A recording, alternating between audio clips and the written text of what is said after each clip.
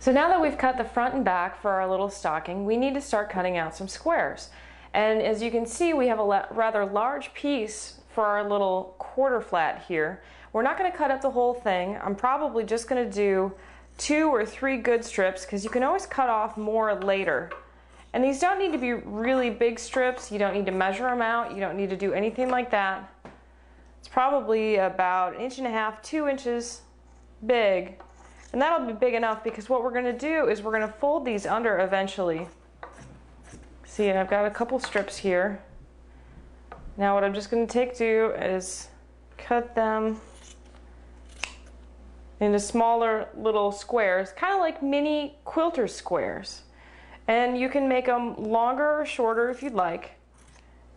And you can always trim them later on as well. But you want to go ahead and do this for each one of your fabrics.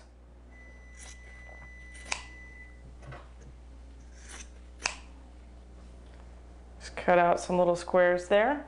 Might do one more strip on this later, but I want to focus on for a second our little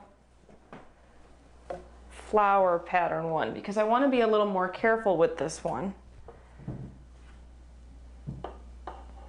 And let's see, notice how there's a real nice flower right in here, and there's a bunch of them in different spots that are real cute. So what I want to do is look for the best way that I can cut this to get some of these nice little flowers out.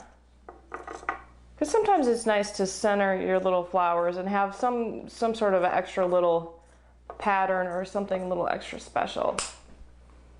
Got that cut. See, and then you can take and fold these up real nice later. And like I said, you don't have to cut up the entire thing.